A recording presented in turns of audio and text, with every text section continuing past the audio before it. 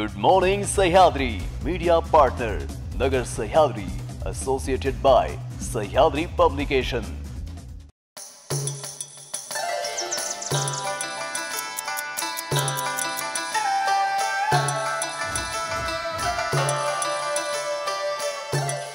प्रेक्षक हो नमस्कार, मी कोमल न्यूज 24 सह्याद्री मध्ये आपलं स्वागत। पाहूया देश विदेशासोबत राज्यातील महत्त्वपूर्ण बातम्यांचा आढावा गुड मॉर्निंग सह्याद्री मध्ये।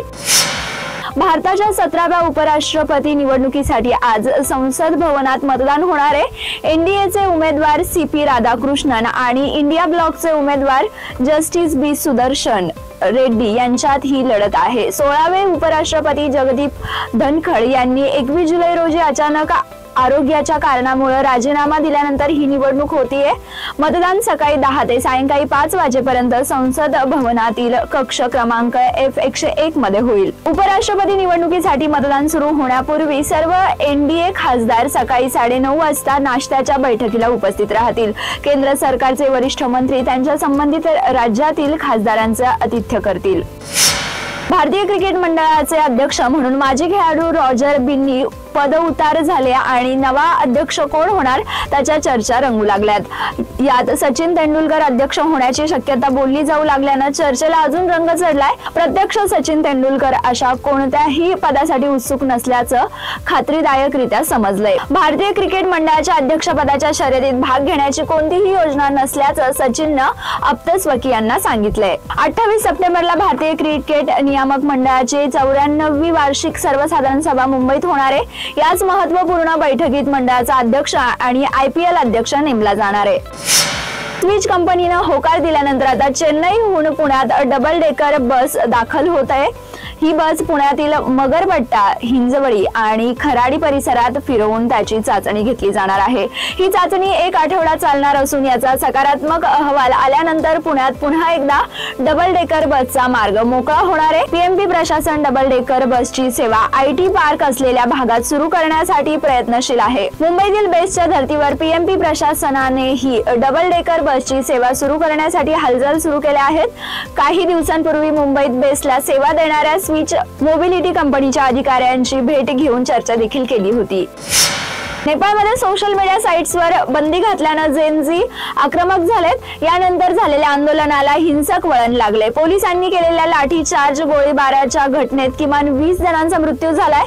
300 पेक्षा जास्त जण जखमी झालेत। या घटनेनंतर देशाचे गृहमंत्री रमेश लेखक यांनी राजीनामा दिलाय। परिस्थिती हाताबाहेर गेल्यानंतर काठमांडूत लष्कराला उतरावं लागले। लष्कराने संसदेच्या परिसरात कडेकोट बंदोबस्त तैनात केला आणि परिस्थिती नियंत्रणात आणली आहे। पंतप्रधान KP शर्मा ओली यांनी आंदोलनात मृत्यू झालेल्यांबाबत शोक व्यक्त केलाय।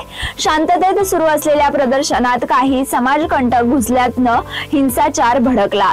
सरकारला सार्वजनिक संपत्ती वाचवण्यासाठी बळाचा वापर करावा लागला।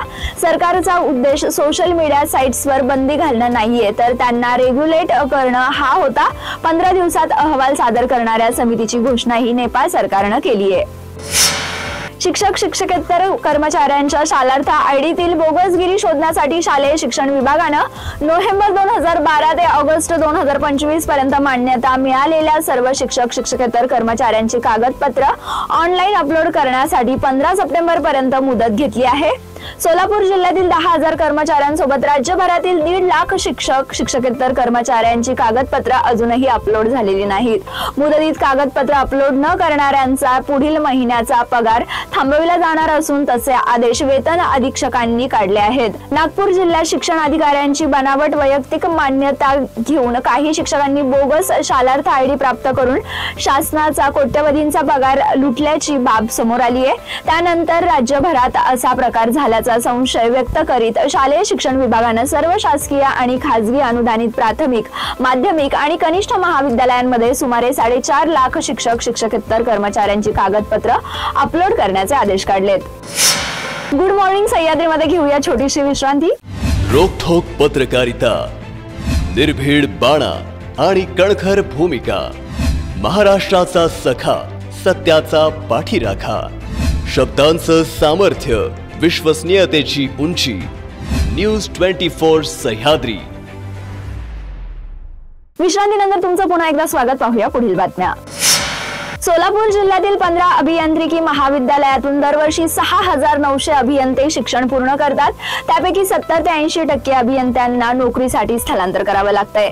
मात्र आता मुख्यमंत्री देवेंद्र फडणवीस यांनी सोलापुरात IT पार्क सुरू करण्याचा शब्द दिल्यावर प्रशासनाकडून जागेचा शोध सुरू आहे। IT पार्क झाल्यानंतर सोलापुरातील अभियंत्यांचे स्थलांतर थांबेल असा विश्वास सर्वांना आहे। सोलापुरातून गोव्याला विमान सेवा सुरू झाली असून मुंबई आणि पुणे विमान सेवेसाठी ही प्रयत्न सुरू आहेत। सरकारकडून बोरामणी विमानतळाच्या विकासाचाही प्रयत्न आहे। रेल्वे महामार्गावरील वाहतूक आता सुलभ झाली आहे। सोलापूर शहर जिल्ह्यात IT पार्कसाठी लागणाऱ्या सर्व बाबी देखील उपलब्ध आहेत। आमदार देवेंद्र कोठे यांनी मुख्यमंत्र्यांकडे सोलापुरात IT पार्क उभारावा अशी मागणी करून त्यासाठी पाठपुरावा देखील केला होता। व्हिजन डॉक्युमेंट 2047 ही भविष्यासाठी विकासाची मार्गदर्शक तत्व आहेत। या व्हिजन नुसार भविष्यातील राज्याची धोरणं तयार करावीत असं प्रतिपादन मुख्यमंत्री देवेंद्र फडणवीस यांनी आज केलंय। सह्याद्री अतिथीगृह इथं विकसित महाराष्ट्र व्हिजन डॉक्युमेंट 2047 बाबत मुख्यमंत्री फडणवीस यांच्या अध्यक्षतेखाली आढावा बैठक झाली आहे। त्यावेळी मुख्यमंत्री फडणवीस बोलत होते। यावेळी बैठकीस उपमुख्यमंत्री एकनाथ शिंदे, मुख्य सचिव राजेश कुमार यांच्यासोबत विविध विभागांचे उपमुख्य सचिव, प्रधान सचिव आणि सचिव उपस्थित होते। पाणी, वीज, शिक्षण, सामाजिक कल्याण, उद्योग आणि सेवा, तंत्रज्ञान, अर्थकारण हे आजच्या सादरीकरणाचं क्षेत्र होतं। सध्या राज्यात मराठा आरक्षणाच्या मुद्द्यावरून राज्यात विविध घडामोडी सुरू आहेत। काही दिवसांपूर्वी मराठा समाजाचे नेते मनोज जरांगे पाटील यांनी मराठा समाजाच्या आरक्षणासाठी उपोषण केलं होतं। यानंतर राज्य सरकारने त्यांच्या मागण्या मान्य करत हैदराबाद गॅझेटियर नुसार जात प्रमाणपत्र देण्यास मंजुरी दिली आहे। त्यानंतर आता मराठा समाजातील लोकांना कुणबी प्रमाणपत्र मिळण्यास सुरुवात झाली आहे। एकीकडे मराठा समाजाला कुणबी प्रमाणपत्र मिळत असताना दुसरीकडे मात्र मराठा समाजाला कुणबी मराठा म्हणून आरक्षण देण्यास मराठा क्रांती मोर्चाने तीव्र विरोध दर्शवलाय। मराठा समाजाला ओबीसी प्रवर्गातूनच मराठा म्हणून आरक्षण मिळावं अशी ठाम भूमिका मराठा क्रांती मोर्चाने घेतली आहे। त्यामुळे आता नवा वाद निर्माण होण्याची शक्यता आहे। लोकसभा निवडणुकीमध्ये राज्यात महाविकास आघाडीला मोठं यश मिळालं होतं, तर महायुतीचा मोठा पराभव झाला होता। मात्र त्यानंतर विधानसभेत महायुतीने जोरदार मुसंडी मारली आणि राज्यात महायुतीचं सरकार स्पष्ट बहुमतानं आलं। विधानसभा निवडणुकीमध्ये महाविकास आघाडीला अवघ्या 50 जागांवर समाधान मानावं लागलं, तर महायुतीचे तब्बल 232 उमेदवार निवडून आले। या दरम्यान विधानसभा निवडणुकीनंतर महाविकास आघाडीला गळती लागल्याचं चित्र पाहायला मिळतंय।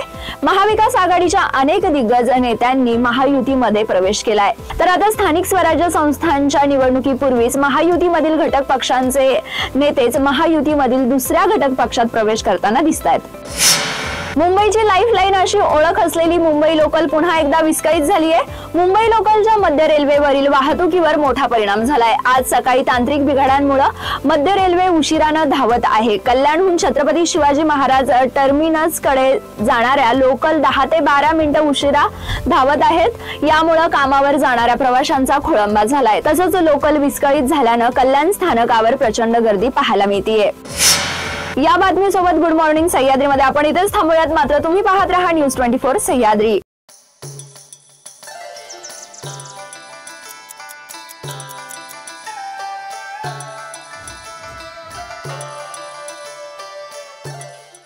शब्दांचं सामर्थ्य, विश्वसनीयतेची उंची, न्यूज 24 सह्याद्री।